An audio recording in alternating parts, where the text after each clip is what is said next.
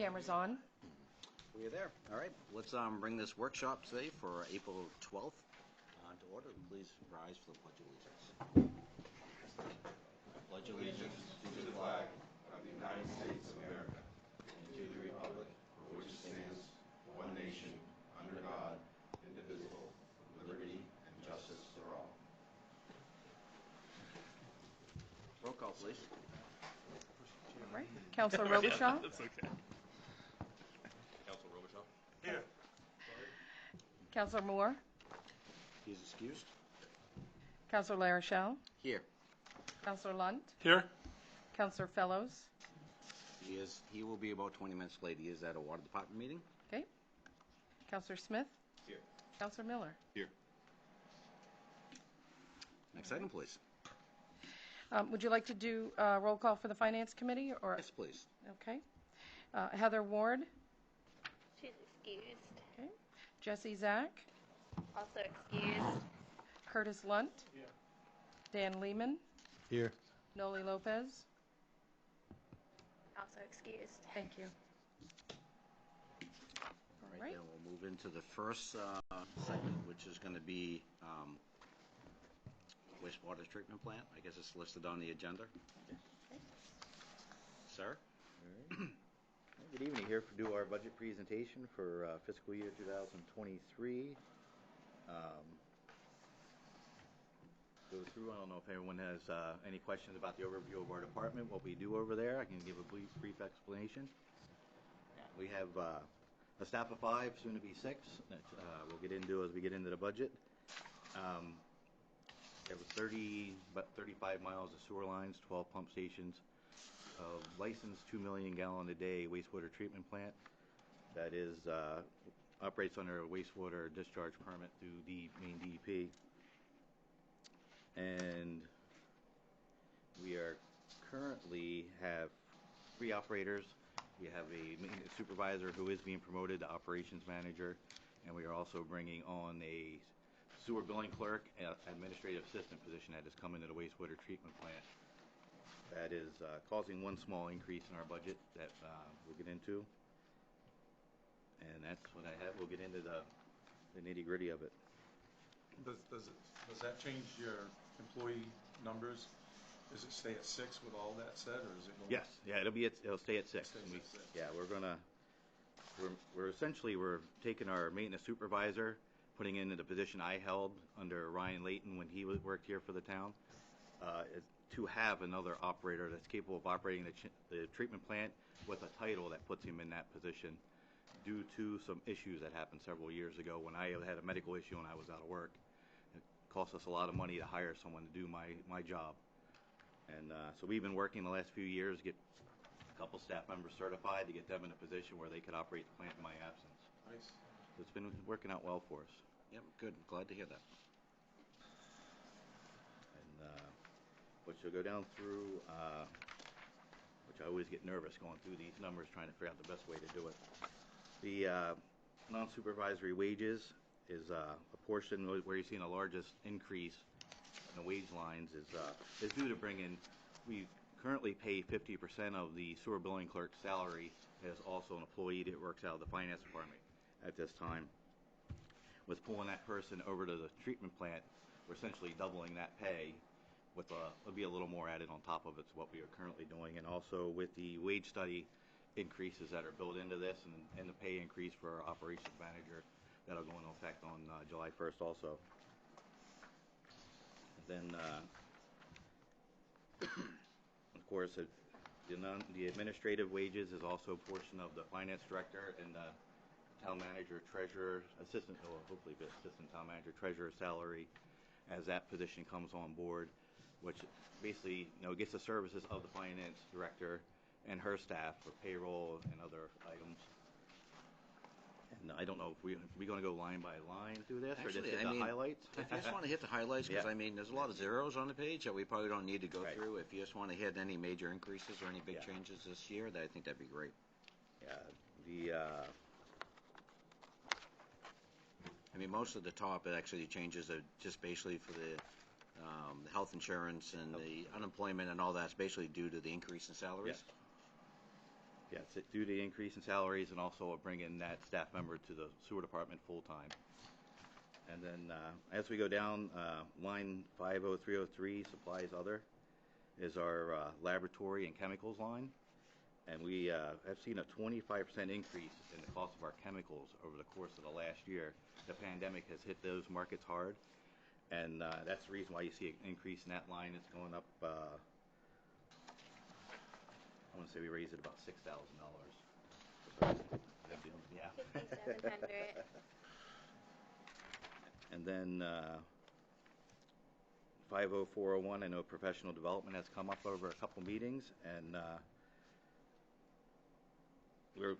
we actually raised that about 3 years ago when we were working on getting some staff certified. It's been working out very well for us, and I left it at that amount for this next year because with a new sewer billing clerk and administrative assistant position coming to us, we may try to do some professional development on that end for them also if they need it. So it's not a big number, it's $250. Is that sufficient for Our professional development is actually $3,000. 3,000? I'm probably looking at the wrong item. It'd be 50401. Okay, I got it. Sorry about that. Oh, no problem. Wrong page. And that's still sufficient, even the idea of keeping up your certifications and everything? Is that still considered professional development? As of today, we've expended close to $2,000 of that line. So we've already spent 2/3 of it. And luckily, we've come across some free trainings happening right now for staff that has given us our required hours for our certifications. Line 50483, security system. That is, we had to upgrade the cell phones for our pump station alarms. And due to that upgrade and the service that we had before, being all as 4G and higher now, it's actually costing us more. We're very disappointed in that, on how that all worked out for us, because we were, I wouldn't say misled, but we weren't given the whole story when we signed onto that account and purchased the phones that we bought, and we've seen a significant increase in those costs, and that's why you see an increase in that. I want to say we went from about $144 a month for all 12, and we're over $300 now, so that cost essentially doubled. Yeah. Have we seen that in other departments too, or is that mainly just theirs because of the hotspots? Yeah, so if I may, Steve. Yeah. So basically, those are alarms at all their pump stations, Yes. and they're like cell phone modems, Yeah. and they were old 2Gs, so they had to be. That was really the only spot in town, the only cell service that was still under like 2G. Gotcha. So when we upgraded it, that company was no longer in service, and we had to use a new company, and we were. It was misleading because it wasn't supposed to be what it actually turned out to be. How many are there units? 12. I mean, it's 12? Yes. So really, for the increase we had, it could have been a lot more in a sense. Yeah, it could have been. Yeah. And and we were paying a flat rate on those old ones, and it's a small, overall increase, but it hurt having to deal with that after what we thought we were doing. So it was something that relatively simple system ended up doubling in cost for us. Line 50510, electricity. Beginning in about October, we saw a significant increase in our electricity at the treatment plant. We raised that line. I brought it up to an even 120, where it was 99,000, just because of that increase, and that's going to be hopefully borderline and keep us right within that line.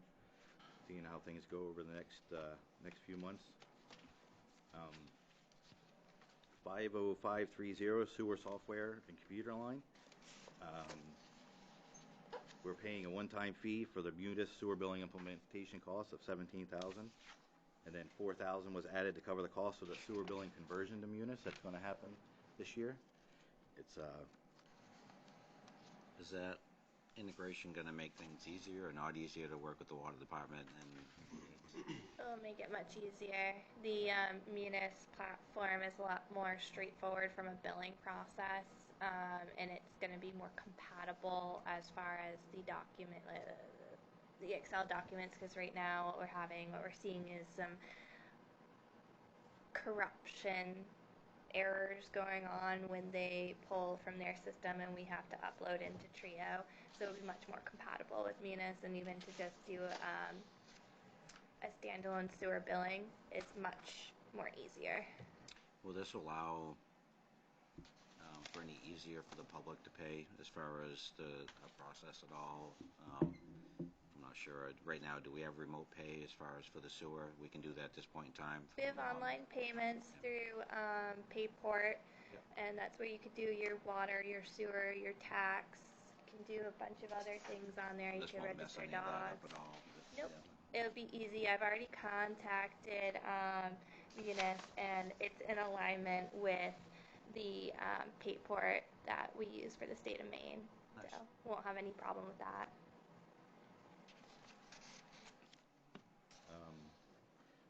Line 50555, the sludge and grit disposal. This is an interesting topic that is still evolving. It has to do with everything going on in the state with PFAS right now. Just as early as January of this year, Maine DEP has implemented a $10 per ton fee for disposal of any sludge or biosolids that we are having to pay. We're going to pay that through Casella. They're going to bill us probably around first quarter of 2023 for that. We're looking at a $7,500 to $8,500 payment just because of that, because of what's going on with PFAS. And they're doing that to raise money for all the testing and legwork that they're doing to find the contamination on different properties around the state. And so we're working on, everyone has contributed at every facility in the state that generates biosolids. Have sludge been tested for that material? Yes, it is tested on a regular basis. So it's clean? We are within the current. They have like not really a reporting limit right now. There's no limit actually set yet because it hasn't come through. But we are underneath the ceiling limits that they currently have in place. Is there any safe ceiling? That remains to be seen. Okay. No, there's information is still forthcoming on that. There's legislation going through now that the legislature is trying to. They were working on an outright ban on the land spreading of all biosolids, it's composting and everything, which will send all this material directly to a landfill. And we generate 850 tons a year ourselves. And you take every facility in the state, I believe it's up around 20 to 30,000 tons a year that are generated that are going to that could end up going to the landfill. At the same time, there's multiple. I have actually more information. Where does ours go? Right now, it goes to Unity Hawk Ridge Compost Facility. Is Casella Organics hauls it, but a majority of it is actually already gone to the landfill in Old Town. And no, once it leaves our gates, by the way the contract is written, it's theirs to do what they see fit with it. And I get a report monthly. And last year we generated 858 tons, and all but 9 tons of it went to the landfill. Have we figured out the source of where the PFAS is coming into the system with? I know you were trying to track that down a couple of years ago here. I did a presentation in almost 3 years ago to the day, within a month, that it's PFAS. What I have learned is basically this is rain defender, water repellent. Mm-hmm. The stuff in this could have PFAS in it. Stain guards in your carpets, your furniture, nonstick cookware. There's so many different items that we all use in everyday life that could have those chemicals in them in some degree, and ultimately it's coming into the wastewater treatment plants in some fashion. And then when we dewater the sludge, we're concentrating the solids, in that what's in the treatment plant. We're concentrating those PFAS and those amounts. And there's not like one single source. It's just like all through the system. It's just intruding in. It's unbelievable right now when you look at over the long term, as long as these chemicals have been around, of what we ourselves we are dealing with on our own. Not to mention when you get these concentrated amounts, I can understand these. It's being spread on the fields of different properties around the state. There's a lot of concern out right now, and there's also, I have information right here. If you want to go over that, Ben, might as well do it now since we already talked about it instead of waiting. There's a group of people, Casella Organics is one of them. They've contacted me several times. They've created what's called the Maine Work Boots Alliance, and it's a group of farmers and basically composting organizations and other organizations around the state that are looking for support. In towns as well. Yeah, they're looking for municipalities to join this alliance to support them. They actually had a press conference on Thursday afternoon right at the Capitol to use a scientific approach to they're trying to do for the PFAS. Put limits on it, similar to what was done with lead, many years ago, and instead of an outright ban. An outright ban would hurt every industry that deals with that product, and that would hurt our town. Our costs could skyrocket. It remains to be seen of what could happen. But they're looking for our support also to join this group, which I brought documentation here to share if anybody that would like to see that. But we are, it's one of the things that led right into the conversation of looking to see if the town would support if I actually represented the town as part of that alliance. To try to get a scientific approach to it, to put limits on it, because the state's already working to reduce the amount of PFAS coming into our state. It's up to us to try to deal with what we currently have in a way that works for everybody, because the impact that comes to our treatment plant is going to impact all our sewer users in the end, because they're the ones that are ultimately going to have to pay for any upgrades that need to be done to the treatment plant based on whatever changes come about from this. And Steve has talked to me about this over the last few weeks. And I said it'd probably be a good idea as you're going through the budget process to bring this up because it's going to relate to your budget process. But there's no better way to get great communication to the town government than to be part of this as well. So It's either be part of it out front or dealing with it at the end. exactly. Right? So if we're getting information and we're getting it right from the person that's involved with the conversations, I mean, I personally support Steve in order to be involved with the scientific approach to it. That way we have solid answers and not. Is there a chance through that you could help shape what the ceiling is? We can have direct involvement in that decision making. Hopefully, ultimately that's going to come through the legislature and the governor. Do we have insight into what other towns around us or through the town, or is that private to anyone, or can we see where we rank against other people in the area? That's some of that information. Are you talking with the amount of PFAS in our sludge, or? Yeah, versus Sabattis, Lewiston, Auburn, Brunswick, Augusta, like around us. To see where we could rank.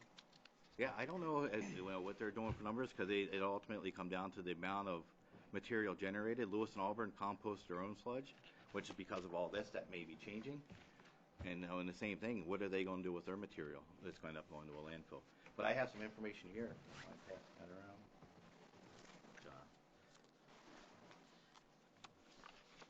I put one there for you. I don't know if you guys want to see this also, just so everybody can get an idea of what's going on. Is there any, besides the idea of your time, is there actually anything else the town has to put into this as far as you being an active participant, or is there a yearly amount that's a fee, or is this mainly just time? This is just the time involvement to try to get them to try to do what will ultimately help save an industry, because we contribute to that industry that our material at one time was composted on a regular basis. It is used to generate funds, and this actually gives a very good explanation of the bills, and also the end of it is the Work Boots Alliance. It gives the talking points of what they're trying to accomplish with it. To me, it actually seems like a pretty good opportunity, as long as you feel and continue to feel that it's actually worthwhile. Oh, it absolutely is, because it is. No, it was. They were going into this legislation. They have the Environment Natural Resources Committee for the legislature. They were going into that with the idea of imposing limits, trying to do the scientific approach, and then the Friday before they started that, or had that public hearing, which was on a Monday, they came out with an amendment to do an outright ban. Yeah, which is challenging. Yeah, there was some things on the news about it that was pointed out that it was a knee-jerk reaction to what actually is happening, because the contamination of some of these property owners and farmers are dealing with, it's very unfortunate. Yeah. But we can't just outright you can't close the door on it and think it's going to go away, because it's not. It's been a lot of media around it too. I watched a few different reports where people have bought farms and not knowing what happened years ago as far as for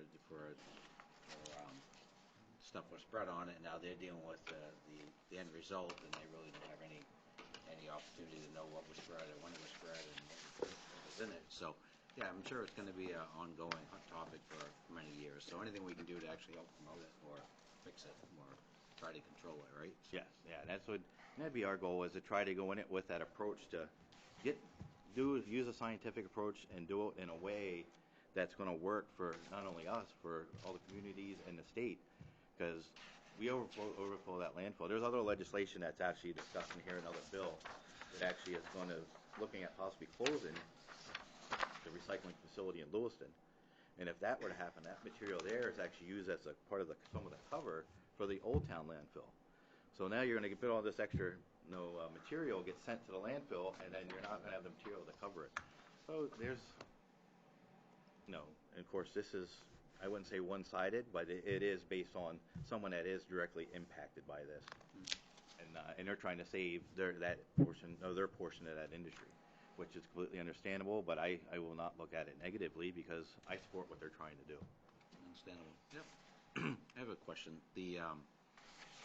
Again, not to take away from where you were out with your presentation, but years ago when the water department was doing a certain type of process and was releasing some into water, we actually had some high numbers that actually caused us some grief.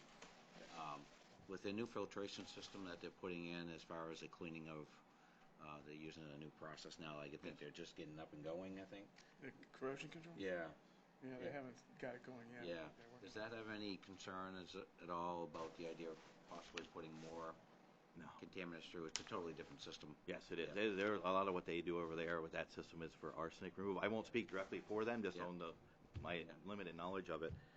We went through a bout with testing about 2 years ago, and as they were making changes to that filtration system, and the way that plant was ultimately designed, we are now accepting the material from that, the discharge from that, to the wastewater treatment plant now. And the way it was originally designed to be done, which of course took about 13 years to get it to that point. But they are currently using that, as far as my knowledge, and they are doing the discharge for us. That we go through a whole process with them on that. Yeah. But they did test for PFAS on the water system also, which is well below what we are seeing in ours.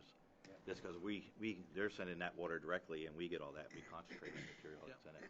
Absolutely. Yeah, no, just kind of curious. I know that was a concern. Years ago, they were spending tens of thousands of dollars to have it hauled off, and then it was actually worked with us to actually put it through our system. But at one point, too much was put through at one time, and the levels were too high, and we ended up paying a fine. And there was an issue with the media that was in that filtration system when it was first put online, is my understanding. And that's been resolved. Nice. Thank you. Just curious. On line 50556, trash removal, we increased that line just due to an unannounced rate increase from the vendor. We just started seeing bills that were higher, and we contacted them and, hey, what's going on? No, and they just decided to do a rate increase, and they said expect them like that annually now. So that's pretty unfortunate, but they are still cost us a lot less than the previous vendor we were using for all our trash. And you actually have a dumpster that's hauled off every other week or something? Yeah, every week. Yes. Get down the improvement lines. I know we added the watering equipment to the CIP plan that was requested at the meeting that night. And we had some notes in here on the boom truck.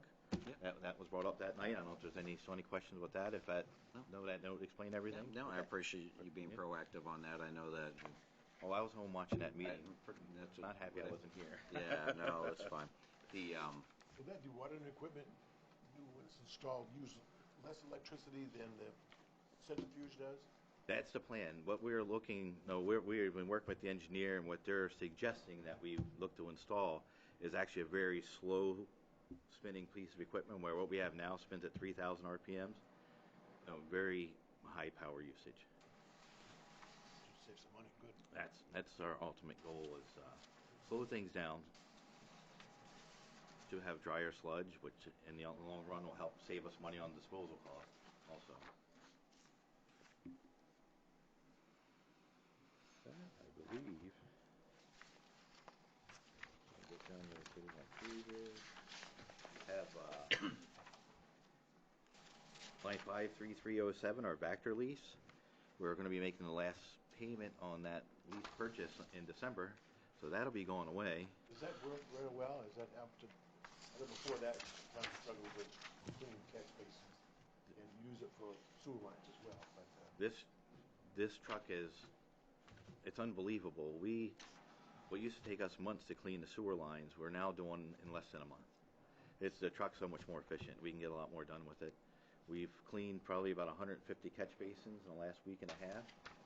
So and we're getting them done almost as fast as we're getting the paperwork. They're close to it. If you're right, for years you're going to get the right piece of equipment. Yes. Good. Yeah. And you're looking to keep that truck for another Decade or so. About 7 years. 7 years. Yeah, 2029 is when we're due to. Good. But once we get into the other portions of these principal loan payments and interest, that would, if there's any questions on that, I'd actually defer that to Kayla. Yeah, the 2004, 2005 WRF loan bonds with the Maine Municipal Bond Bank. Those will come to term, I think, 2025, so we got a few more years on those. And then the QECB was refinanced last fiscal year in favor of a better interest rate, so our interest rate went down. And that QECB is through 2030 fiscal year. And then the last one's the interim financing interest. So that coincides with the large sewer project, the $6.5 million the BAN bank anticipation note that we have with our interim financing with First National Bank. So that was realigned with the construction. For the Main Street? Yes. So then that would be 2023. And so with that, USDA will come in, pay off the bank anticipation note for First National, we'll get the grant portion, and then we would be responsible for paying back USDA. And the reason why there is zero interest there is just because of the alignment with the construction. I think that when USDA comes in, because we've been paying the accrued interest for the past several fiscal years, so that way, when it comes to term, it shows that we've been proactive. We've been paying this accrued interest, so when USDA comes in to pay the balance, that will be taken care of. So it wasn't budgeted for the interim financing this year just because the alignment with the construction. Sounds like you got it all figured out, so it's a good thing, right?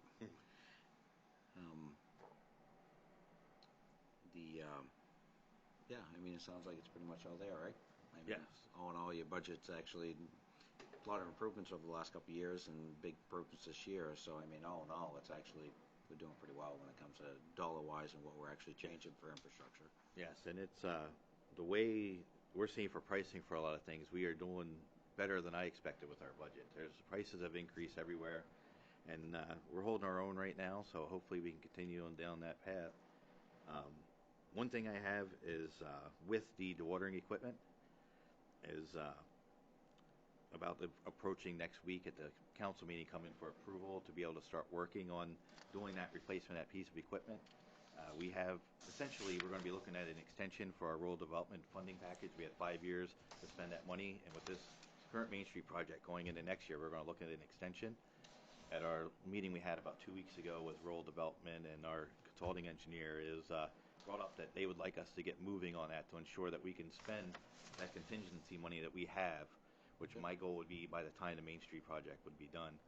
And looking at the way things currently are with getting equipment, the sooner we can look into doing this work and getting it ordered, because I anticipate once we start getting moving, we got to do the engineering design portion of it, then go out to bid and figure out what, then work on getting that equipment. This could be a process where we may not be installing anything till about a year from now, or maybe into the summer of next year. Everything's long-term right now, right? Oh, we have a broken pump that we took to a place in Auburn a month ago. We're still waiting to get prices for parts from the they're waiting to get prices for parts from the manufacturer of the pump. If they can even get them. Yeah, and I told them for pricing to give us a price. Yeah. So there's some challenges out there right now. On the budget, is there any question of council or finance as far as what he presented? I have a couple more, but I was just curious. Excellent job. Any other questions from council at all? A couple just longer-term type questions. It looks like Davis Street is actually going to be kind of rebuilt, reworked, and it's pretty much got a good handle on the plant that you got now. Is there any other big infrastructure projects that, so to speak, aren't listed in your capital improvement that you see down the road that may need to be done? Or once we complete these projects we're working on now, we'll be about 50% done the projects that were listed in the evaluation we did in 2015, 2016. And based on those projects and the pricing at that time, it was $20 million worth of projects total. We're $9 million into it right now. I did add into the CIP for, I think it's 2024. That's it right in front of me. That is Houston Street cross-country line. Basically goes from Houston Street to Route 196. It's almost a mile long. Is to go through and reline that line. It runs parallel to Alderbrook, which is an impaired stream on DEP's list of impaired streams, and which also is. There's some history there too. There's some history. Yeah, there's some history That's through where that. we had trouble a couple of years ago. Yeah. Yes, we had an issue on Houston Street. Just down from Houston Street in that line, and wasn't fun to deal with.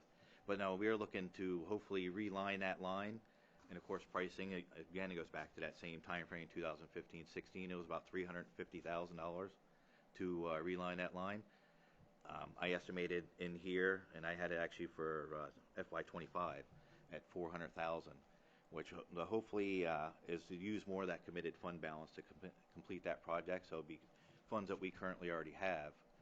It will actually grow a little by that time. We're going to try to spend that down to get it where it doesn't hurt our credit rating if we do well for a bond or SRF type of loan. Nice. And the reason I was kind of asking that is, there was a discussion on the night with the planning board about the idea of revisiting our comprehensive plan on looking at future sites for development in Lisbon, and any of these sites would actually require either extension of our services or the idea of all private services for, it could be hundreds of homes, right, over a period of time. Do you see anything in the future of any of our areas that a system could be extended? Or, I mean, the biggest thing is Route 9 and 125 and Upland in that area, these rural areas that possibly could have large developments put in. And that's going to come up in our plan. You have to have substations and millions of dollars spent in advance. But I think it would be important just to know where we stand with that, so if someone comes in that we can actually say it's been thought of, and it's not practical for us to do. Right, and that's what we're finding. A lot of homes are being built like just outside of the sewer. Mill Street's a prime example, and we have homeowners coming to us after the houses are already there. Are you going to run sewer up the street? No, it would have worked out better. If we would have known in advance and able to do that, we would have planned. But it would be great to be able to do that. But it would just be kind of curious. I think I'd love to actually have part of those discussions so we can, when we do look at Lisbon as a whole and areas that could be developed. I mean, it's kind of even like the Main Street project. I mean, I was kind of discouraged that we didn't go to at least the Houston Street side of it, just in case something was to happen. We're talking about Main Street. I mean, there's hundreds of acres of land up there that someday could be developed, and I would just hate to think that it would actually all have to be on private system. Or, where, at some point in time. That's where we have to weigh the cost to benefit, and all the homes, and not an ideal thing to think, but the homes that are currently already there, if we look at right now, we're paying $1.5 million for basically just less than a mile of sewer line, and we make that investment to go up through roughly. And it's and it's without a doubt, it's just one of those things where it's definitely expensive without a doubt. And I mean, it's just the downfall is sometimes we're not really great at long-term thinking. One of the things I know when the comprehensive plan was rewritten, I know that all the department heads were surveyed at that particular time, and the consensus was we do not want to extend infrastructure out of the rural areas, mainly because of the cost and mainly because we can do better with what we have. Yeah, and that's what we like. You look at a sewer replacement at $1.5 million to go a mile. To install new, I'm going to guess probably be about 25% more, and then we got to look at the cost, the benefit to it. How soon will we see a return on that investment to help pay for it, versus raising sewer rates to the people that are already paying the sewer? It's definitely a fine balance. Yes, it is. But looking at the study we did shows that there could be over 250 new homes built in the next 5 years, which unfortunately there's not that type of opportunity within the area that we have utilities. So no, absolutely, and that's where Mill Street would have been a good example to be able to get up through there, because there was nothing there at that time. Yeah. And to take advantage of that now. And now with the homes that are being built just up on Upland Road, not far from that area, it would have been good to take advantage of that. And I learned about a lot of that as the plans are already done and things are underway. As you see our growth, I think you're going to see it just expand out from there. So I mean between the Mill Street and Upland and Route 9 and potentially down the other way. I mean, there's a lot of opportunity for growth there, and it's going to happen, I think, regardless if we wanted to or not. That's without sewer and water, though. Yeah. You know, water's already there. I mean, we definitely were smart enough to extend the water. Well, not smart enough, but we had to at that point in time up upland down Route 9. Yeah. So, I mean, there's a lot of that infrastructure's there, and even up 125 to a certain aspect. But either way, it's going to be a discussion. I think the planning board is working towards with the council, and if we hire people to come in and help us work with that, we definitely going to need to have all the people in the room Absolutely. to see what is practical and what's not practical. But Yeah, I'm actually all for it. It'd be nice to get more out there because we are going to get to a point our infrastructure is getting old, and we're going to start having to replace a lot of it. But at the same time, it would be good to start extending it to try to take advantage of that extra income that we can get. You know, as long as we can hopefully get a lot of it by gravity, because pumping it can be expensive. Yeah. And I guess the areas in town, it'd just be nice to take a map and circle the areas that this would work and this wouldn't. You mean, and as you know, I mean, as soon as you get down lower, you go over Main Street, you start heading down through, you'd definitely be all pumped. But I guess that'd be important to know about the infrastructure, because if we did have someone come in for that bought a big piece of property and wanted to invest and do another Kelly Park somewhere, so to speak. I mean, it isn't unreasonable if the planning board had the proper tools that some of that could actually be required. Right. Initially saying, you know, with this plan, this is would be required, and you improve the infrastructure. I believe that planning board has those tools to possibly do that, right?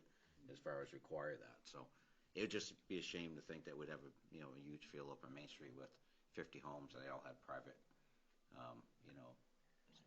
sewers or septic systems. But There are some homeowners that prefer private or septic. I mean, you have both sides of the absolutely. So Yeah. you want to keep that in mind too. And if we run it up the road, we were to run sewer up the road, the home would not be required to connect to it. If we go by a home that's already on septic, once the septic system fails, if they're within 200 feet of the sewer line, then the town can require them to hook up to it. Well, the other part, there's more to it. Fire protection in those areas is another issue, and fire hydrants and the whole thing, which needs to be addressed at the planning board level. So. Again, a little bit different than the budget, but as time goes on, I mean, it is something that conversation to have. We need to actually figure out if there's opportunities in the town, and I mean, what it would cost, and if nothing else, just to show on paper that's not practical to do, right? Yes. If nothing else. Any other questions from council on this budget? Mr. Chair? Yes. If Steve could just quickly go over the projected revenues that was included in the agenda packets. They weren't included in the binders originally, but as we're putting together more details on the overall revenues, I'd like for him to talk about the rates. Perfect. We are looking at, on domestic sewer, implementing a 3% rate increase over last year. And then that'll also fall down through industrial sewer. Our main electronics industrial rate would actually also rise 3%. And a 4% increase on septic receiving, which will give us roughly, I had a typo on this, it would be a 3.5 increase overall to our revenues for the year in our budget, which would bring them from $1,442,072 to $1,492,340. About 50,000 extra. Yes. Yes, sir. Which, with everything increasing, that's probably not a terrible number today. No, it isn't. When's the last time that you actually had a substantial rate increase? Has it been been a while, or no? Just We've been raising rates for the last 5 years. But Right, it was required by when we borrowed the money from the Department of Agriculture or the Rural Development, that our rates were too low to be able to borrow money, so we had to raise them. 3% is an average increase, so that's been typically coming on, right? Yes, sir. I'd like to be on sewer. I wish I was on sewer. Sounds like we'll be going on Route 9. Any other questions? Thank you for bringing in the revenues. All right, thank you, sir. Hey, thank you.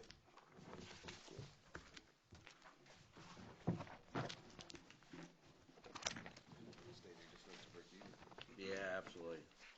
It'd be good. Yeah. Sir, how you doing? You got a few tonight. I got all four. You done yet? I don't have as much repairs to do like he does, but, all right, we're just gonna start off with the PW budget. is the 15050-500. This is the PW. I'll let everybody turn their notebook to there.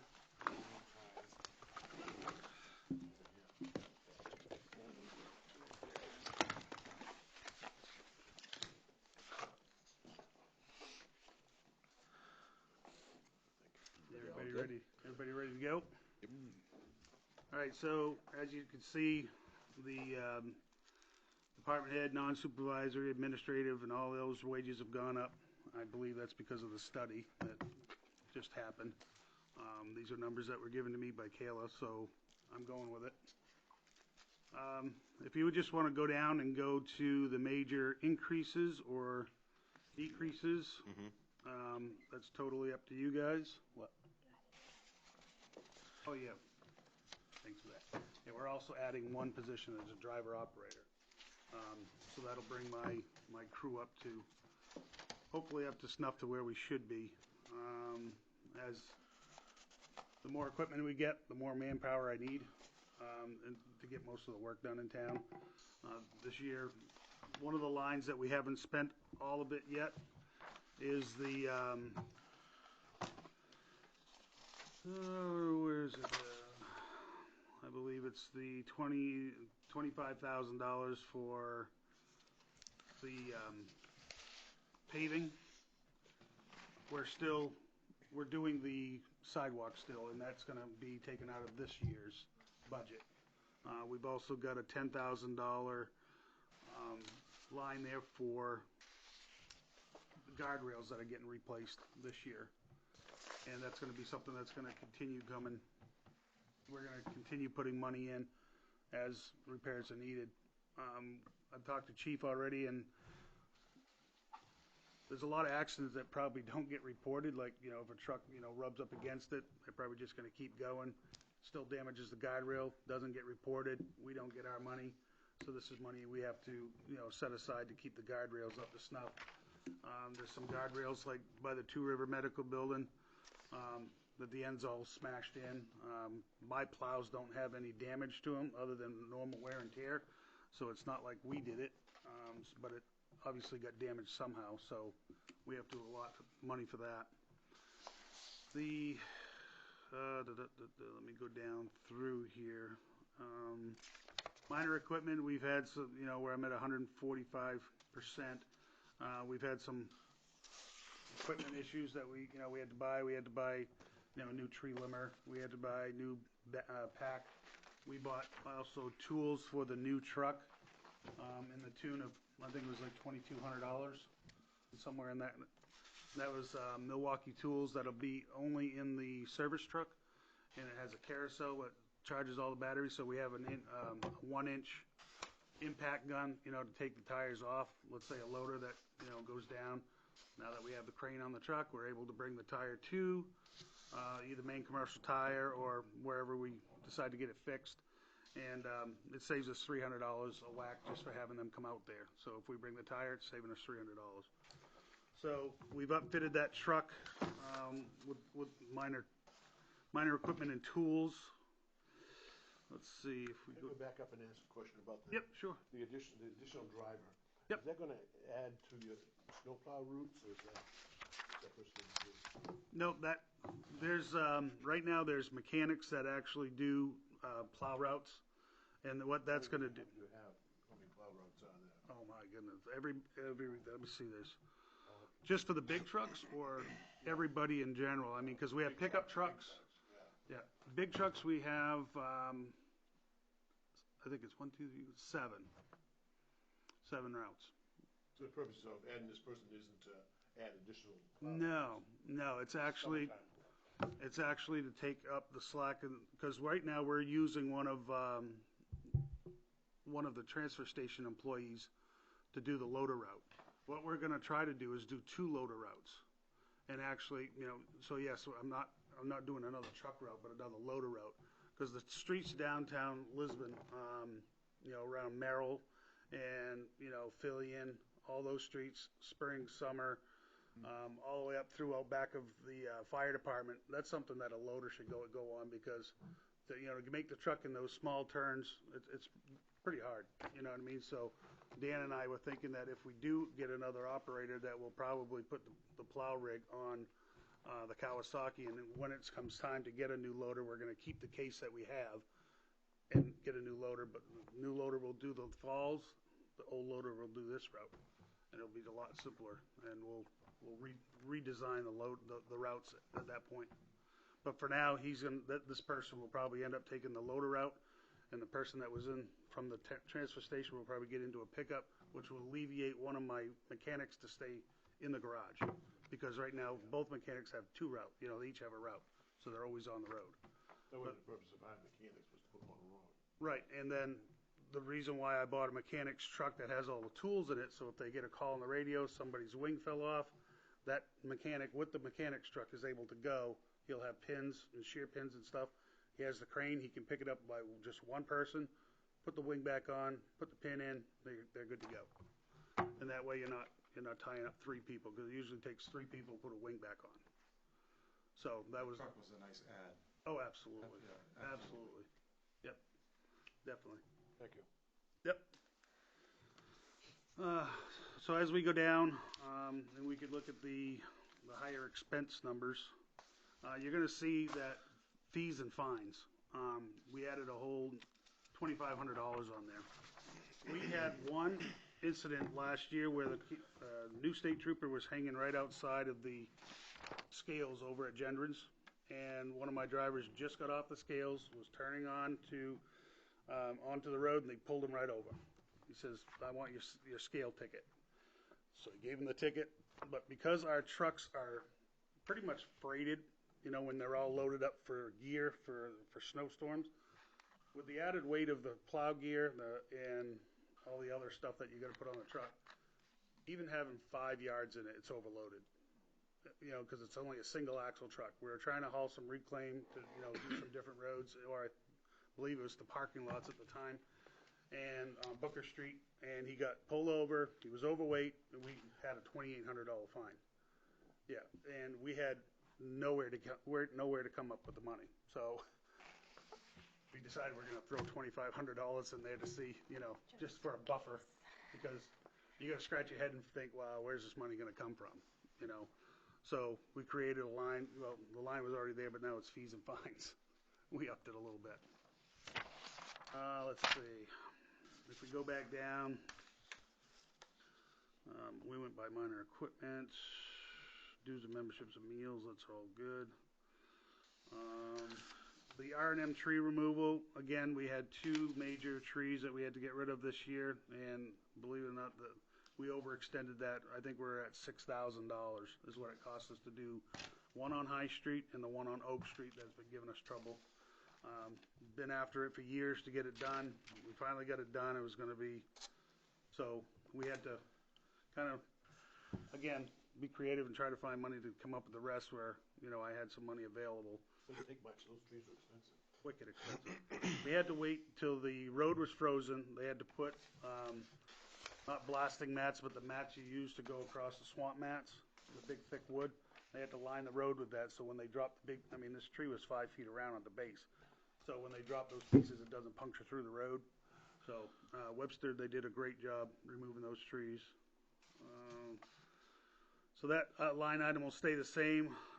There's years I don't use it. There's years I overuse it. So, you know, I guess it all washes out. There's a question about professional services. 4055. This year, currently, you've spent $6,000. You have $26,000 budgeted. I don't know if there's a trend here or not. I only have one this year's. It's frustrating looking at this budget. Can't see what you've spent the last couple of years, but are you expecting to spend $26,000 this year, or what is this for? I know it's for engineering, I assume. Well, what comes out of that is the fees for the MS4 program. Yep. A lot of those fees come out of that. Right. And those are, I don't think, it shows here we're only at 23.6%. I don't think we've gotten the other bills yet. Is that correct? And that's. Do you expect to spend $26,000? Yeah, because they're expensive to be part of this MS4 program, which I hate. I've never been pro MS4, but it is what it is. costs a lot of money to have, what's the name of that engineering firm? Oliver and Associates? No, Oh, the other. Phil Ruck. Yeah. What's his name? SEA, I think it's called. So all this money goes to fees or to the state or what? Fees and permits. And then Fees and permits, 26,000 a year? Mm-hmm.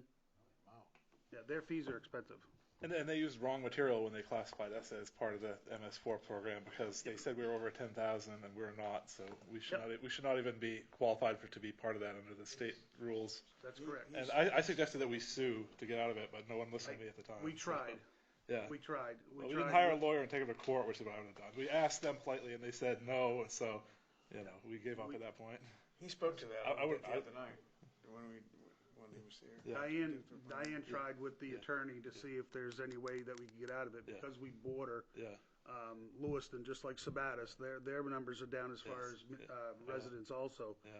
They can't get out of it either because they border Lewiston. So That was the thing. We border Lewiston. that's the problem. Yeah. Is that we But border. there's this gap between us where there's no people down there, the flats. Right. Pretty much. That's why They we try to stayed out claim there we're for in- years.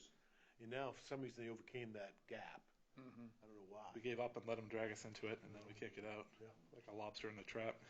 Anyway, your answer. Thank you for answering the Yeah, no question. problem. So that brings us down, to the, infrastructure paving is still the same. We're gonna try, we're getting a little less for our money now than we have been. Equipment, I'm carrying $95,000. That's for another truck to replace the internet. What? Oh, the gas tank. That's right. Yeah, equipment. Yeah, yeah, the gas tank. Yeah, 'cause we took the truck out. Can I ask a question about infrastructure paving? Now, I'm sure the price of pavement will go up this year, probably Yep. substantially, as the price of gas has.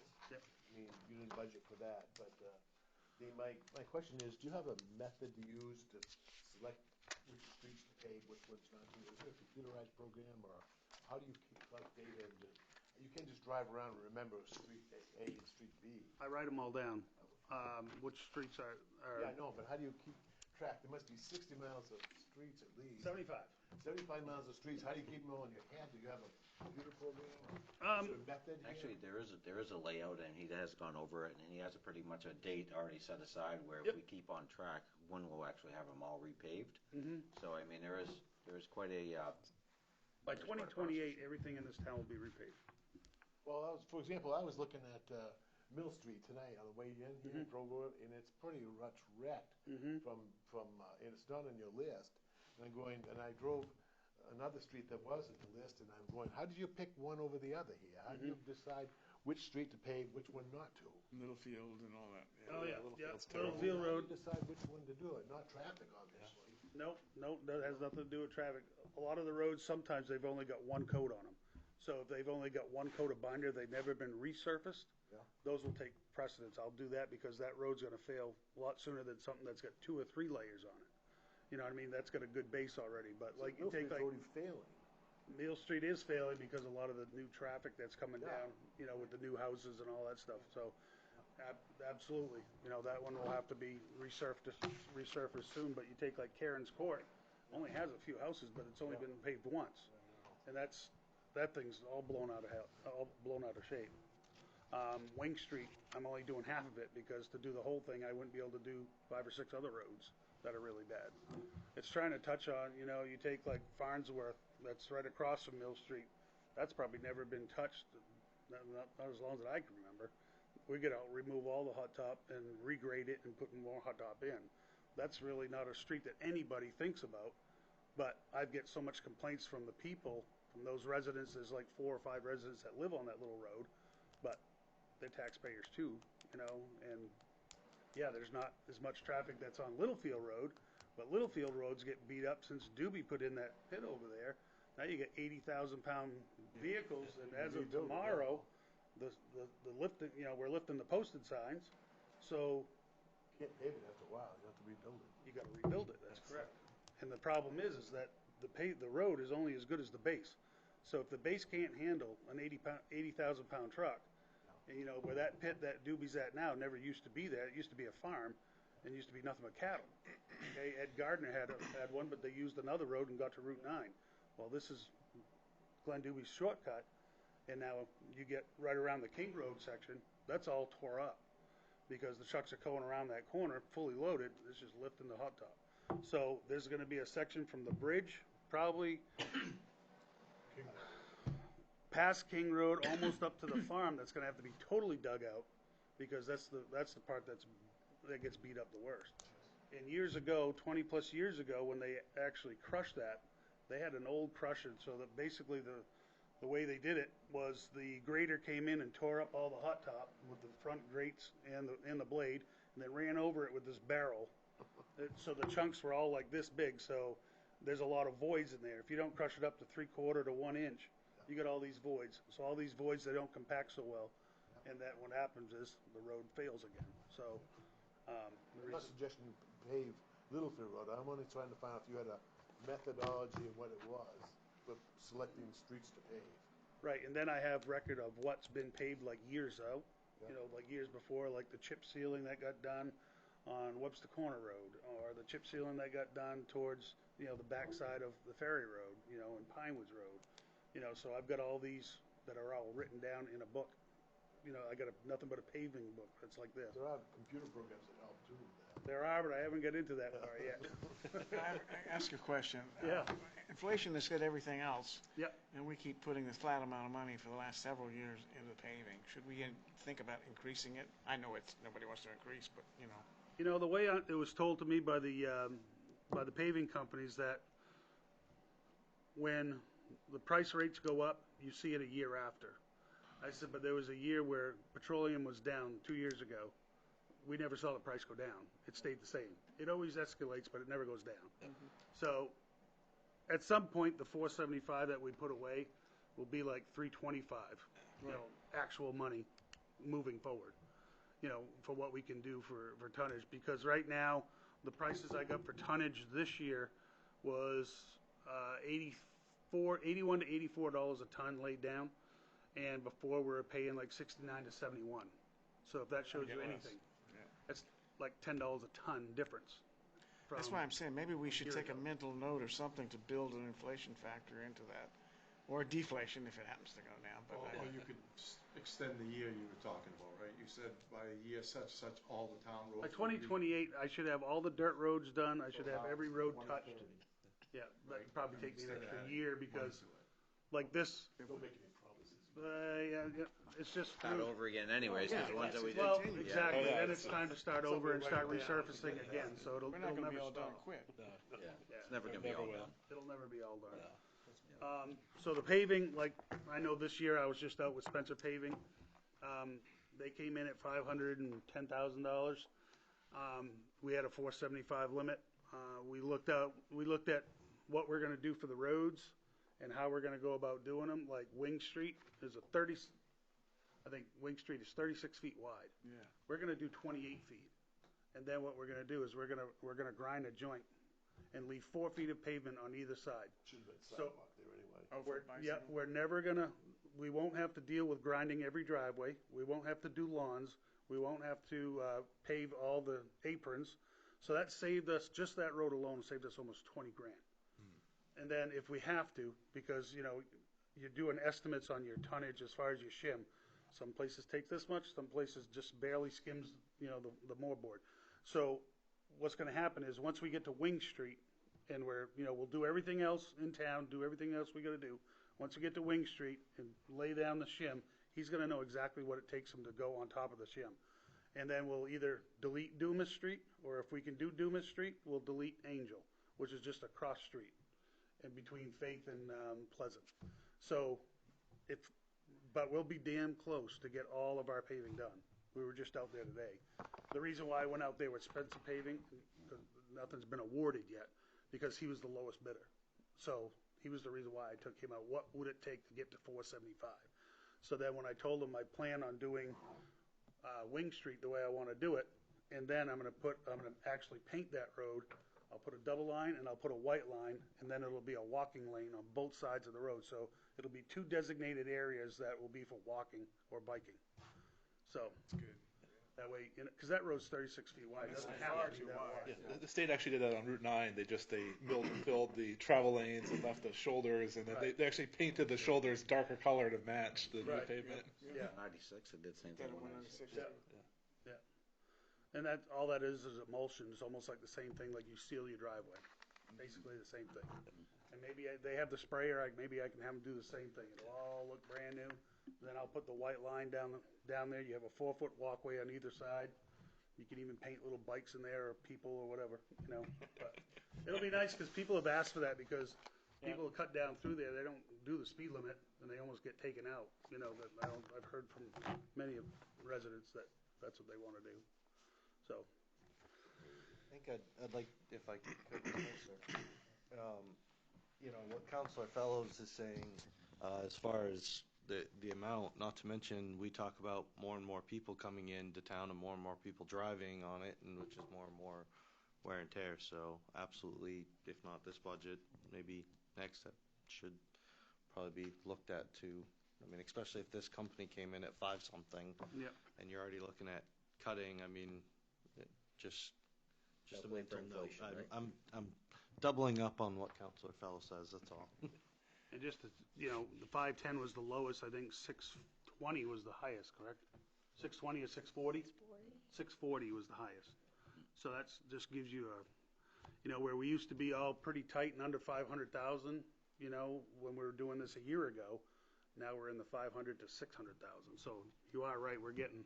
Well, I'm saying, 99.9% already of, so I mean, you've used up, Yeah. which is great, but I mean, you're going to hear it more from people Yeah. if we don't focus on it. actually, I'm for increasing it, but I don't want to increase it so much as it makes it too easy to pave Right. 36 feet. And the contractor that you know, like I said, nothing's set in stone yet, but the contractor we used last year, they really helped Kayla out a lot because she's able to take and figure out what was invested in each road because they do tonnage for each road. They don't do hand in a bunch of slips and bill you for 850 ton. Well, where did all 850 ton go?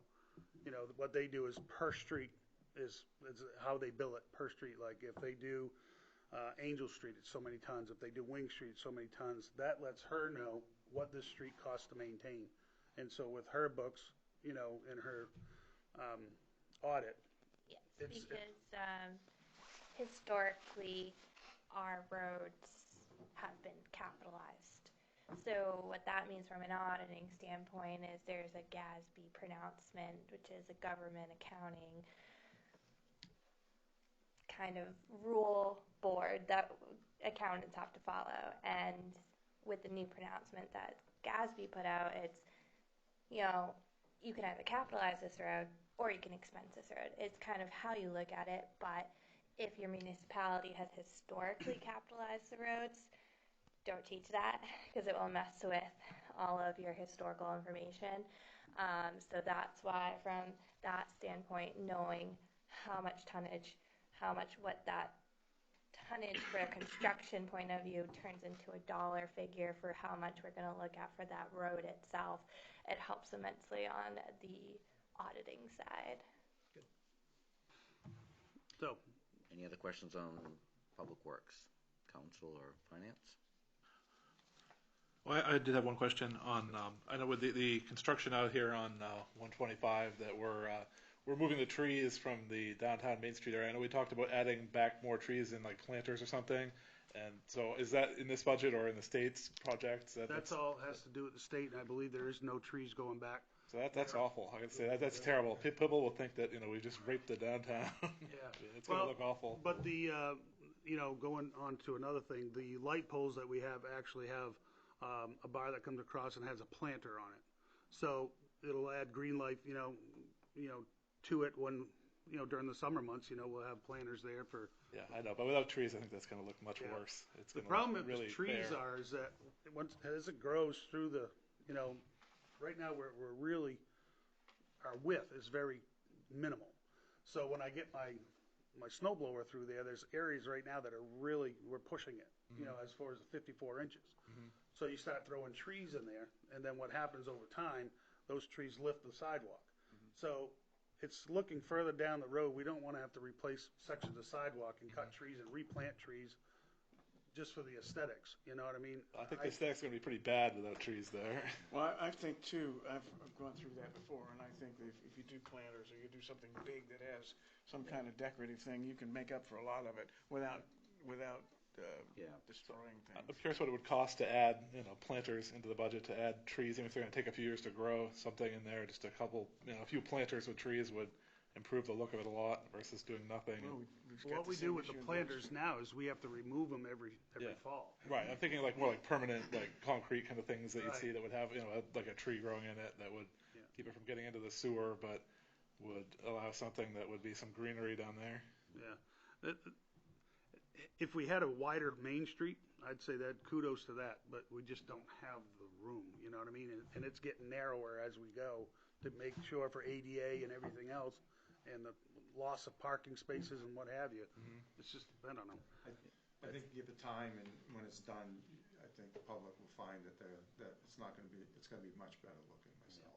And most of the And businesses most of the down. trees they're broken, falling down, they're eyesores. You Yeah. drive down that whole road, it's nothing but eyesores, right? And the ones down in the I village, think it's actually going to look pretty decent once it's the done. ones down in the village all put out these little berry things that go everywhere. They're a disaster to take care of.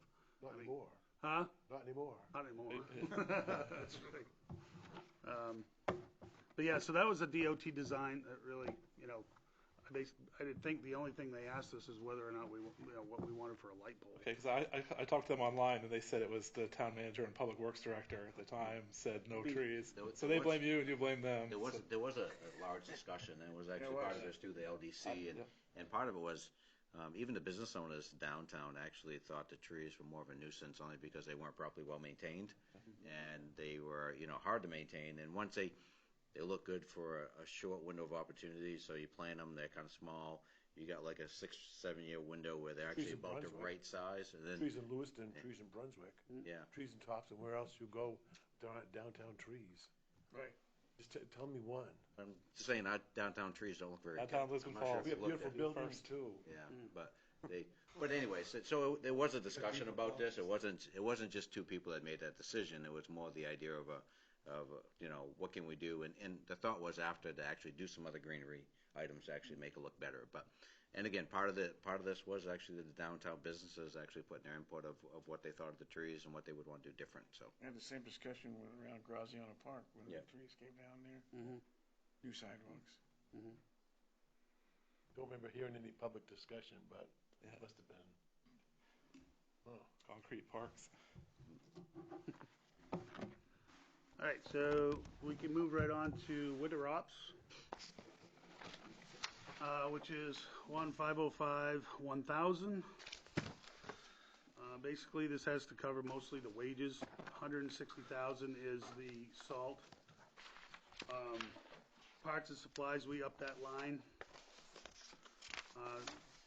One of the cutting edges we use are pretty expensive, but they can last us pretty much a year, maybe a year and a half.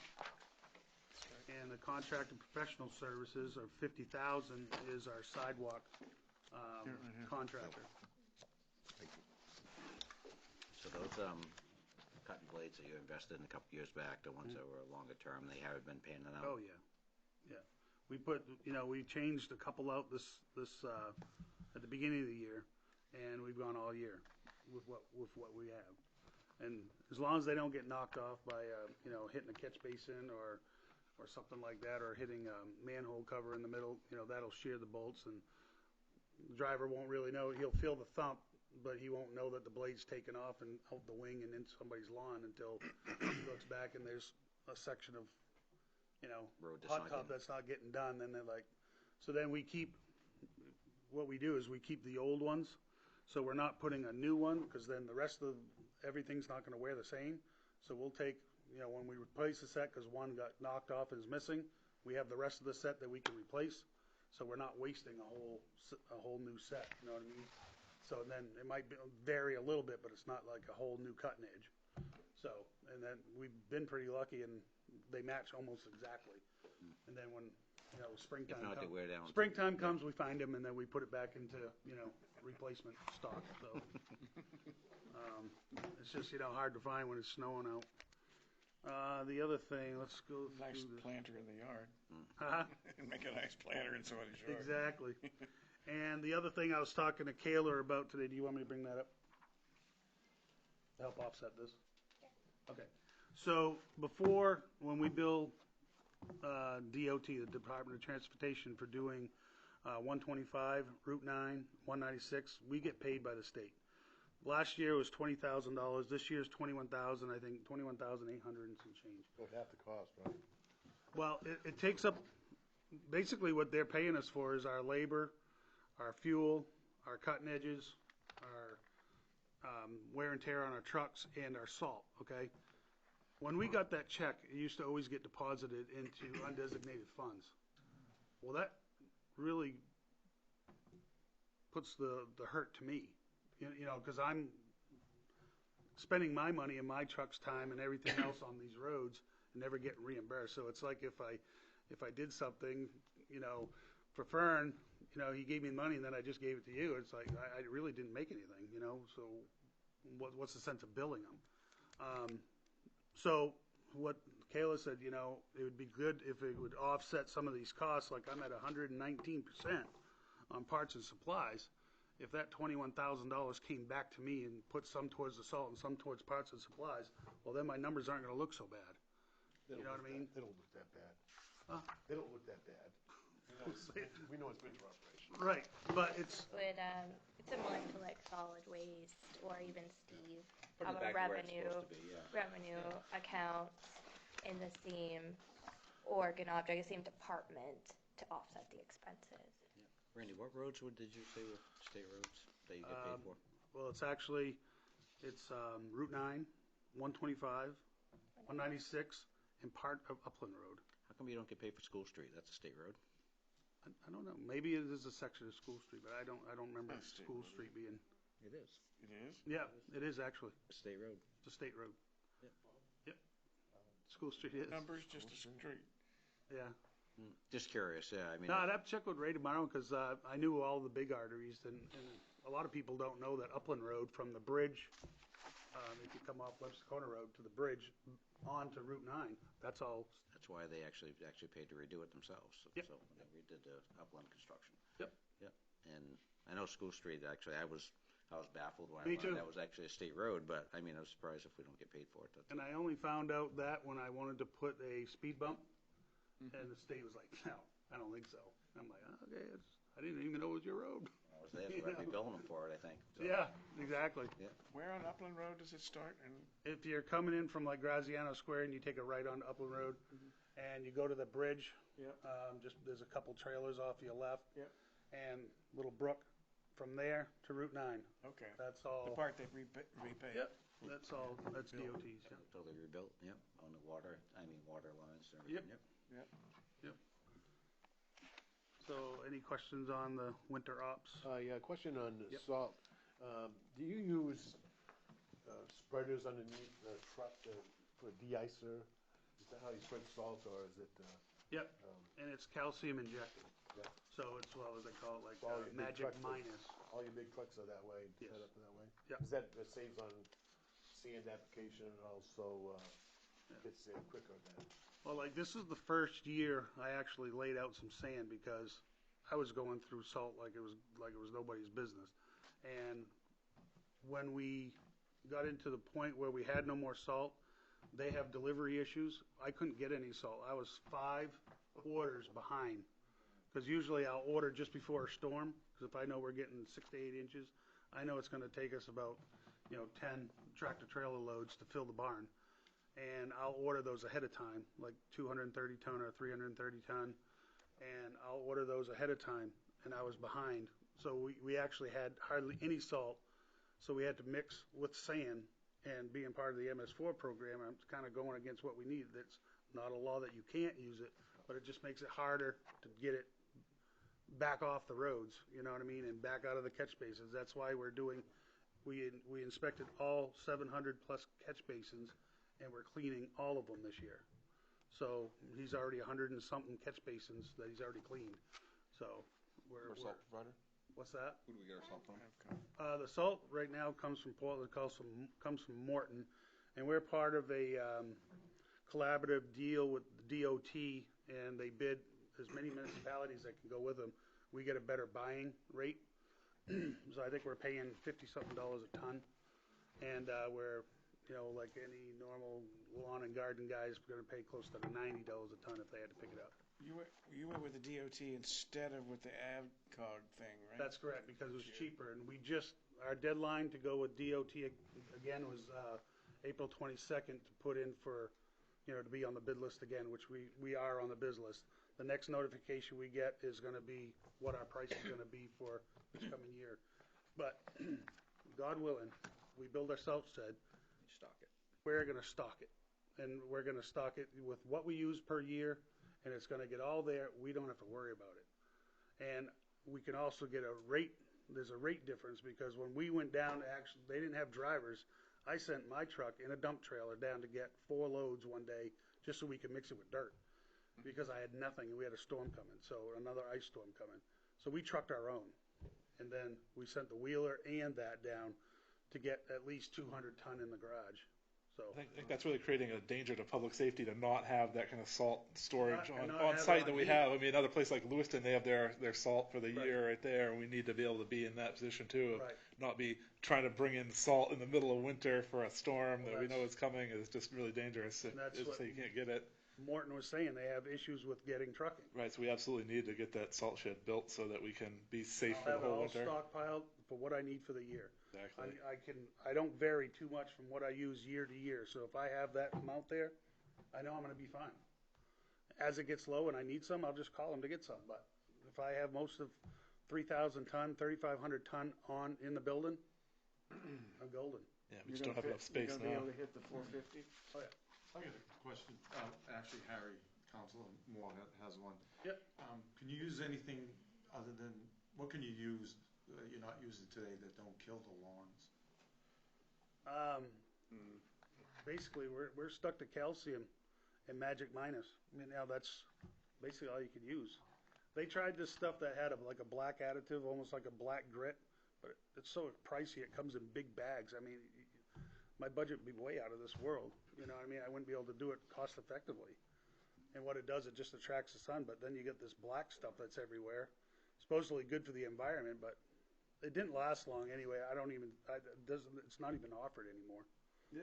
So what we're using is calcium, And Magic Minus. Magic not Minus. salt, not no. sodium, It's it's rock salt, but it is which rock. is calcium. Sodium chloride. Okay. Yeah, sodium chloride. Okay. Yeah. Calcium would be great. It'd melt like that.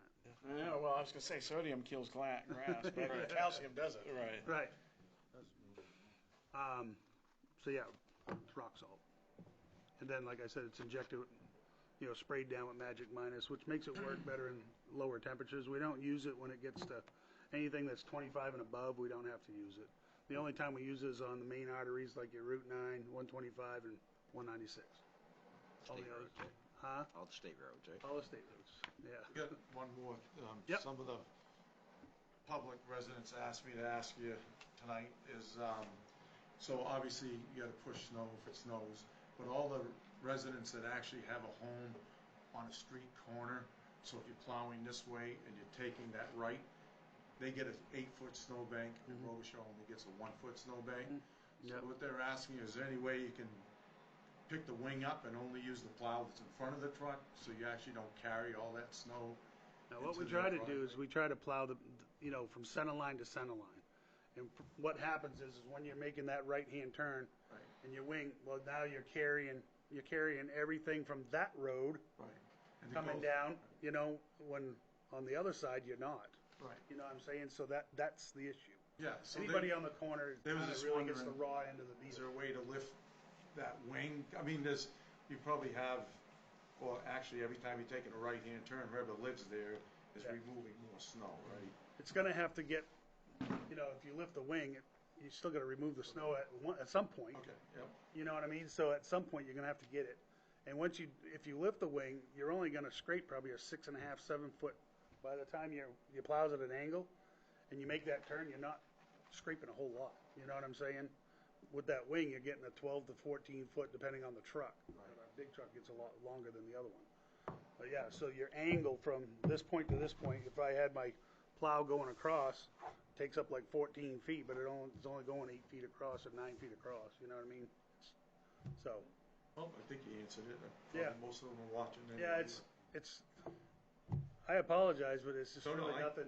I told them I would ask, and Yeah.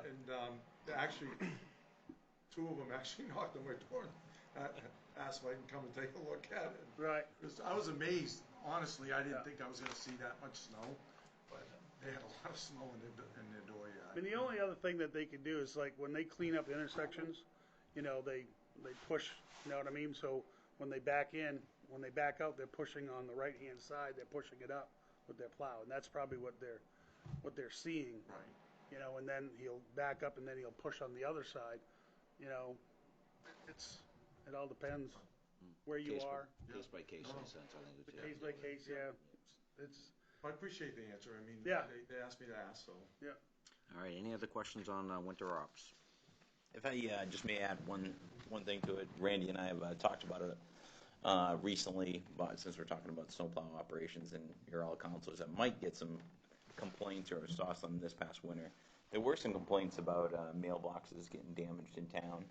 I will say that the Public Works Department has done a good job pulling policies from numerous towns in this area. And what we found was all of those communities actually have a mailbox policy, basically. And a lot of times, it's not even the plow operator that's hitting the box. It's the ice chunks coming off the plow to take off. And right now, the policy in Lisbon is that we don't do anything for the homeowner. But what they found was there's a lot of towns that actually do supply the wood post, or will come back in the spring. They'll put it on a bucket, come back in the spring, just put it in. I do know that I've had numerous residents reach out to me this past winter, and they're very disheartened by the town's policy and asked us if we could try to come up with something better. And just for the council to know, in case complaints were made to you, that we are actually working on bringing a policy forward to see if there's interest in a change to that policy. Plus, some people have these called designer boxes. You don't replace those. They Exactly. get standard mailbox. That's it. Exactly. And what we've come up with, if you take a pressure treated 4x4, the post that they sell, and an average mailbox, it comes to like $43. You probably got a dozen or 15, 20 of them per year, depending on the winter. And it could either be that, or we could either have a gift card to like Home Depot, and they can pick up their own for $43 or a $45 gift card. It's one thing that I'd probably carry. It is, carry with and me in the truck. we've had elderly. I personally took complaints of elderly people that called my mailbox is broken, and sorry, it's not. Our policy was to not do anything. We had a policy in the past. I remember in past years buying mailboxes for people. We had a standard That's as well. why We we buy went the to standard. this. What? That's why we changed it. Right, but we used to have a policy. Do we? Yeah. Yeah. Mine is rusting. Could I get a new one? So I just wanted to bring that up, that it is being That's all you're putting on the addressed. road. It's something will be brought forward. It's to us. There is a lot of those also that, you know, the nails are all rusty and the post was ready to go anyway. Yeah. It was hanging on a hope and a prayer with a little piece in the middle about the size of a quarter that's still green. The rest of it was all rotted off. Yeah, you're always going to have the few that are going to take advantage of it. Oh, yeah. Right? And, you know, but you got to hope that the majority of them are straight up, and they, you know, Right. them are the ones you really want to help. For sure. Then there's those mailboxes that aren't in a legal location either. No, that's true. Yeah. So I think we'd look Can't be forward to seeing a replacing those policy that are in the wrong place. that's written, and we can actually look at it and come up with a, present it and see if we can move Be forward. one of those things where, you know, you have a Home Depot gift card or any other Lowe's or whatever, and put it in there in an envelope with the directions on how to put it, where to put it, you know what I mean? And these are the instructions to install your new mailbox. Here you go. And That's not a bad idea, and if, in the following year, if it's not where you were designed to put it, Right. it's on you. Yeah, exactly. And if we do actually have someone that's not able to do it, then I'm sure Having that Public Works option. can actually help to get that up. And it's not I mean, it's one of those things where we changed a lot of policies a few years back, and I mean, this is one. I mean, Public Works used to buy bulk mailboxes and posts. I remember, Oh, yeah. Being down there, and there'd be I think they'd have Oh, 20, office. 30 in stock. that's right, whole office full of them down there. Yeah. But the idea of now, the ability to actually either have a card or for us to help out. I mean, again, like I say, I think that a well-written policy will actually go through pretty well. That's what we're looking at. All right, thank you. Any other questions on that? All right, so now we're going to jump into solid waste. Okay. Jump into the trash. We're still working with Finance Committee on fees, whether or not fees will get raised again or, any other type of method. I don't foresee that the transfer station closing anytime soon. You know what I mean? It's just the way it is. I mean, this town is kind of, they're very passionate about the transfer station. They like the fact that, they can go and get rid of their waste and what have you. Now, it's just a matter of finding ways to get rid of the trash and get rid of the recycling and everything out at a reasonable price. We go to contract at the end of May, again with, what is it, Casella or Pine Tree? No, Whoever we have it. Casella, right, yeah. So we're going to contract again, and that's where we got to find out what our new fees are going to be for hauling trash out. I mean, as far as it is right now with MWAC, where we bring, our household goods, we're still paying the same tonnage, but that hasn't gone up yet, as of yet. And we are seeing some revenues in our cardboard, which is good because that's gone up. Revenues as far as our steel goes has gone up. It went down, was flat for a while, but it's coming back up now. I'm seeing reports that Marcel sends in that, the metal we're getting some money from. Metal, yard items. Yard items, yeah. Yep. Doing well. Sticker Yep. sales are also. Yeah, sticker sales are like spot on. Mhm. I mean, once we started putting that shack there, and we also bought a new shack this spring, it goes in, it's got a heat pump in it, you know what I mean? So it's heated AC. The only thing we might have to do is change one window because it doesn't seem like it's big enough. They want it a little bit bigger, but that's beside the point. We can get one at Bull Run out in Leeds there, or whatever it's Turner, Livermore, sorry. And that's basically it. That's the window that would actually face the building, because right now the window's only going to be about this big, and it's a slider, so they can, tell people. But they want it bigger so they can see from the leave pile all the way to the oil bin. Make sure people go where they're supposed to be. So, but other than changing that little window, that thing's going to go in the spring here pretty soon, because we have to dig underground electrical to get it to the building. So, another thing is, Tyler Galletti had the bid to do the roof repairs. Once the engineer came in, the trusses that were going to be designed, to go along with what we've got was the cheaper way to go. Is like 50-something thousand as opposed to 68,000 or 63,000. We budgeted 62,000. Originally came in at 48,000, but now after re-looking at the structure, it's coming in at 61,000, which still puts us in line with budget, which is good. But it wasn't the price that we agreed on when we first gave them the bid. Didn't we pass? Didn't we vote on something already? Yeah, And we you got voted on moved the 48,000. 48. So 62. So it's going to have to go with the greater of the two because of the way now they got to rebuild every one of them. It's just some of them are not even usable because the loader gets up into them, and when they're dumping, they hit them over time. I mean, I don't know how long that new addition's been there. I think it's before the 80s. Yeah, it's been a long It's time. been in the 80s, like early 80s. That was The whole built. building was built back in the 90s. Was it the 90s? Yes. Yeah, I think Jerry Built Arsenault it built for it. less than 60,000, the whole thing. Yeah, 'cause I think Jerry Arsenault built it actually. Well, some of the town employees built it. Former town engineer did. Yeah. So, with the price of materials and everything right now, it's scary. Okay. That will probably come back. It's already money budgeted and appropriated for, so it's just more the idea of just changing the approval. Just changing it. Dollar. Yeah, Right. changing the dollar amount. Yeah. Let's see, where are we at?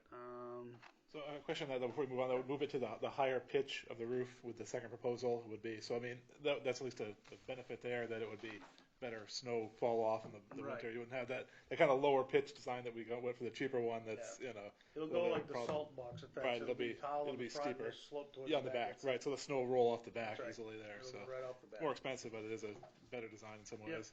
Yeah, there'll be no more snow, falling on somebody and in their vehicle, on their vehicle.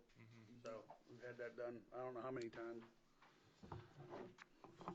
Okay, so from here, of course, the wages are going up, so we see that on there already.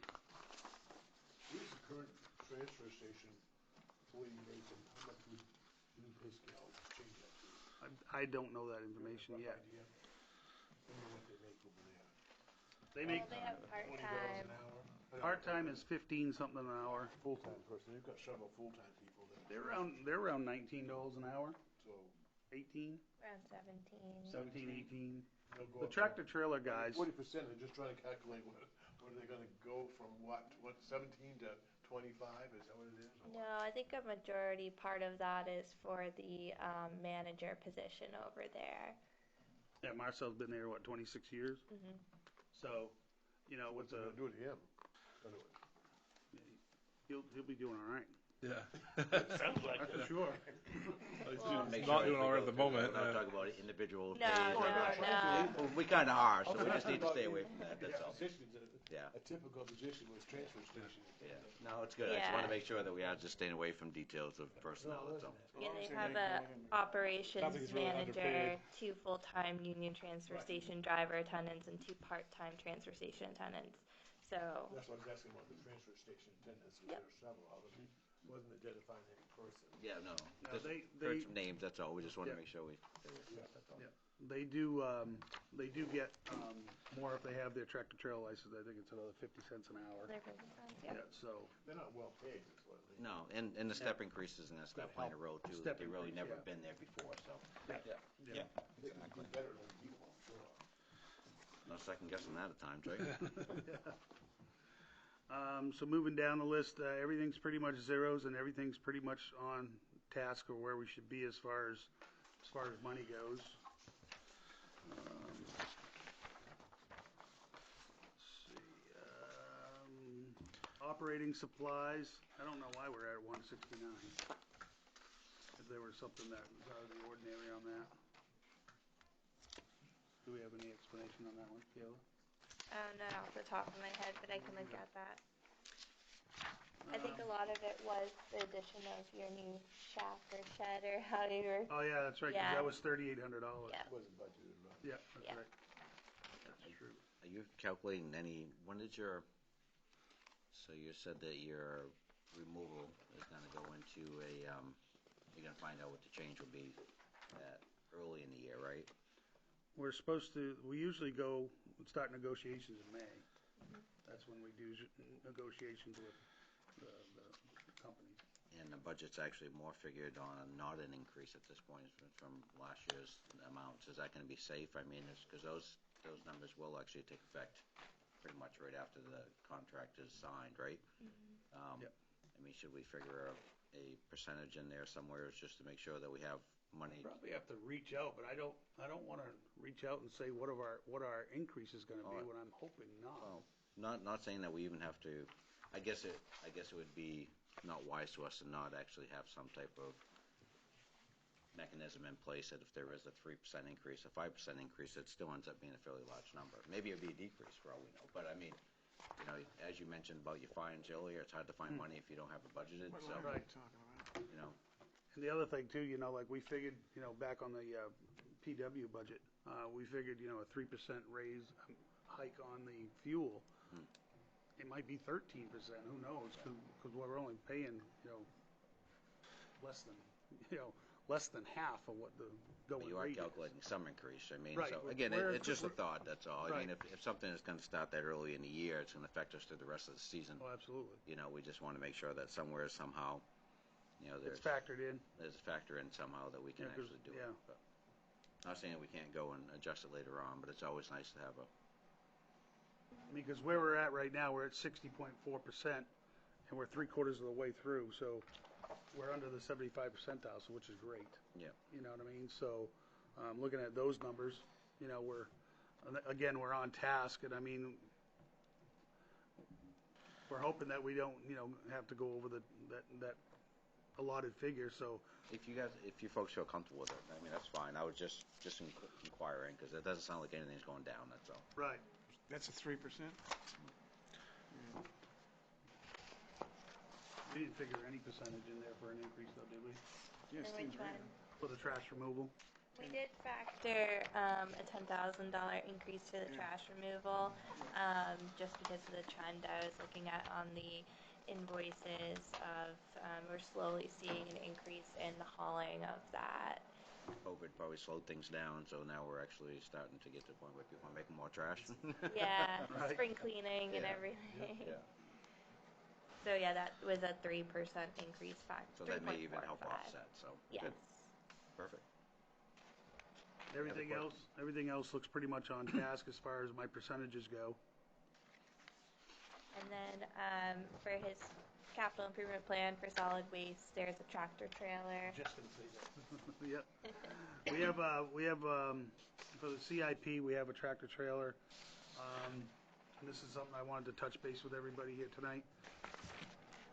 Currently, there's only 2 manufacturers that have any trucks that are gonna be available this year. Other than that, we're 18 months out. They have allotted trucks for Kenworth, which falls within our budget, and Peterbilt, which is just outside of our budget.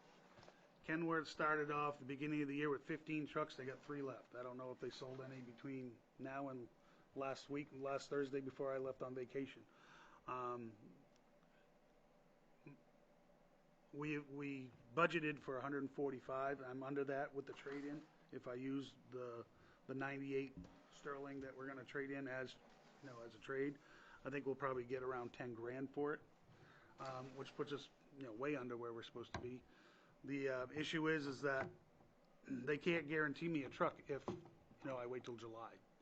But with council's permission is to put the RFP out now. The truck won't be in till August at the earliest. So we're going to be within our, you know, buying the truck. They don't need a down payment or anything. They just need wouldn't pay anything until after Right. we took delivery. That's correct. All they need is a signed agreement saying, we want it. Basically, that's it.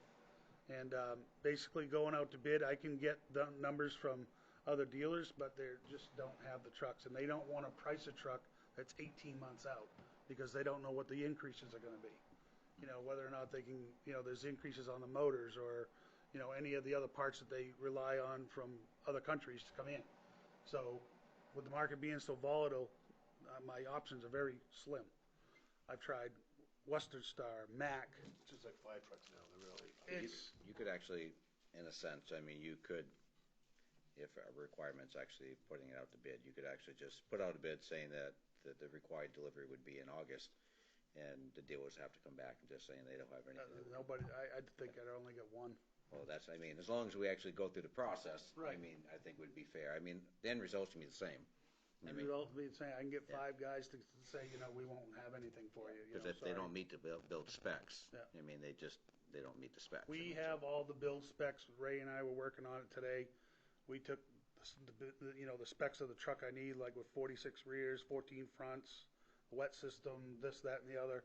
Even going to a standard, not an automatic, because that's going to save you $14,000. Put us right into the budget where we got to be. So If you, with the trade-in, with the trade-in, we're about 36 or 37,000, 137,000. could you actually, with figuring a trade-in, go with the automatic? Because I know that's much easier on equipment for long-term, if you plan on doing a long-term truck. 14,000, you said. Yeah, and then, yep. And then 14,000. You could actually, over a course of 10 years owning that truck, you could spend that No maintenance on clutches. clutches Yeah, and stuff. clutches, I mean, absolutely. Non-automatic trucks is maintenance. the other thing If it's too is maintained properly, you know. I've got drivers now that they're restricted to only automatics. Correct. Because that's what they took their test in. Yeah. So they can't drive a tractor trailer with a standard transmission. it's just, anytime you get into a bigger Kenworth and stuff, the difference between automatic and standard is not like hopping into a Toyota pickup. I They mean, put some over budget, he said. yeah. Yeah. But It'll if put he me, actually with the trade-in, it still would put him within his budget it's going really for automatic. close. It's Yeah. it'll be really close. Might be just a tad over 145. I can't imagine we're even specking trucks out to standard shift anymore, to be honest with you. I know. It's pretty old hat. Yeah. Surprised they make them. Yeah.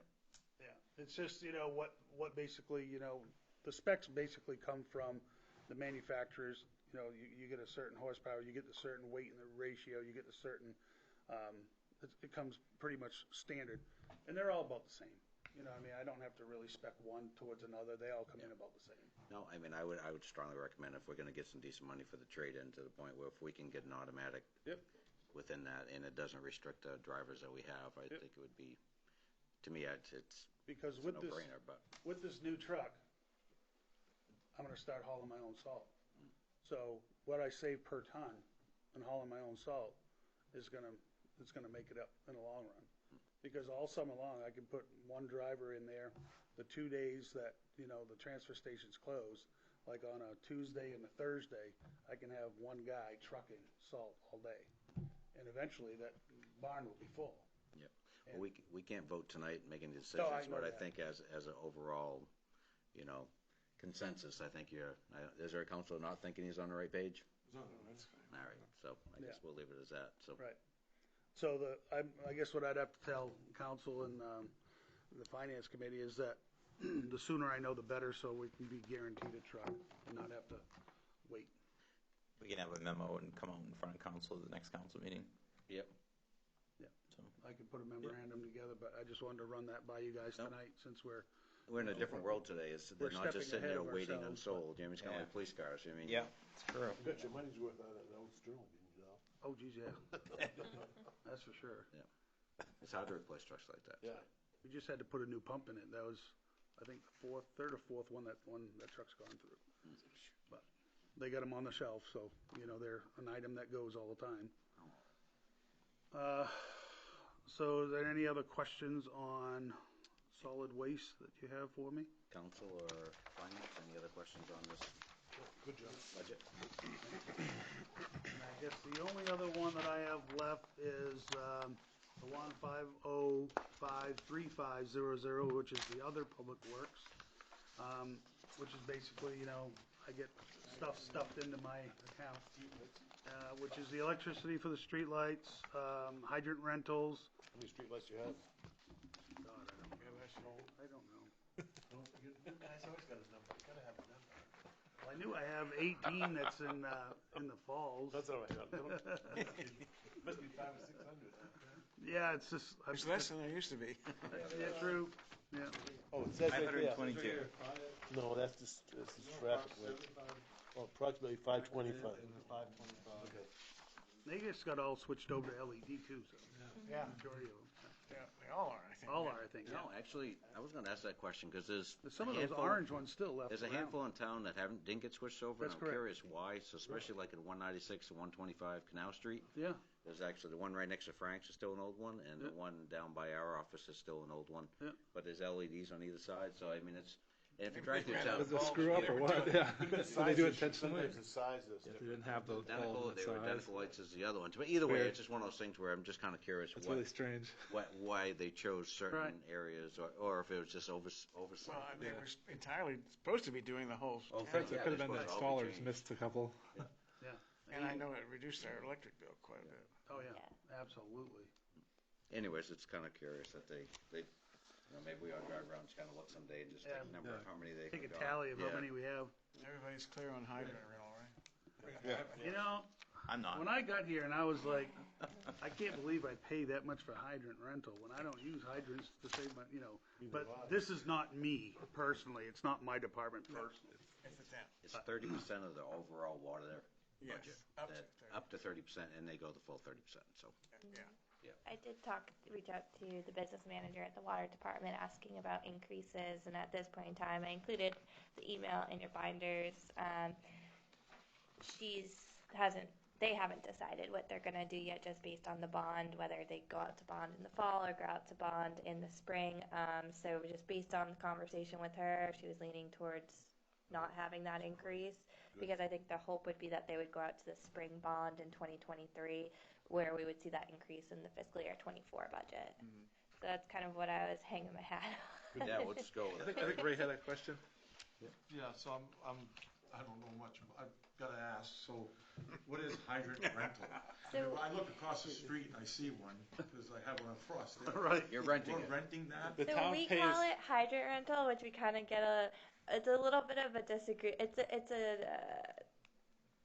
For the little fire bit of a department, friendly disagreement. We call it hydrant rental. They call it fire protection. It's It's basically the water that.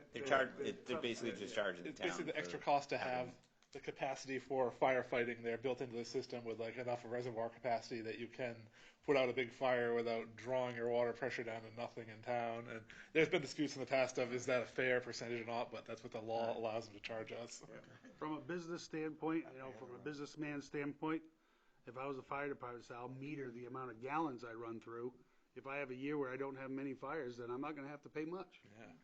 But I think the water department Doesn't really work that way, yeah. Unfortunately, they have to maintain them whether you use them or not. That is a question. I mean, so. It's nice not seeing the increase. Yeah. I will say we have some really good, we get some really good members down at the water department. Yep. They're really decent to work with. I've seen them in action late at night. Definitely the staff is dedicated. Except I'm blaming one for I can't get a haircut tomorrow because of the valve replacement.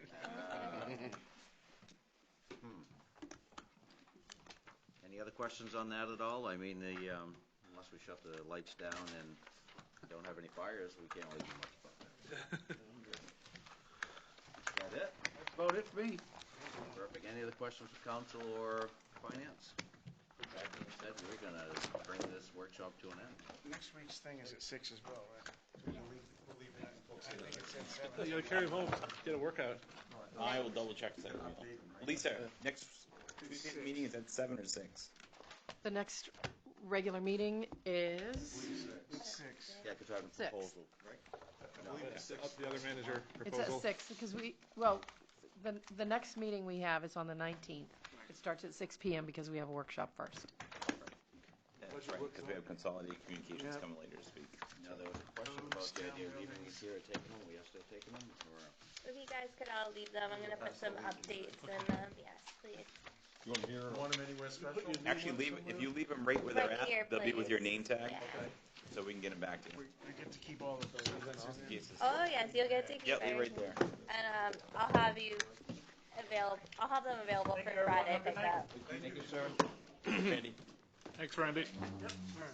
And if I can just, any of the councils that didn't sign the paperwork, I just figured that signed to put this. Yeah, I didn't hear from you this weekend. I figured you were busy. I got home from my trip and I had a cold and I said, I totally forgot. Yeah, just to reach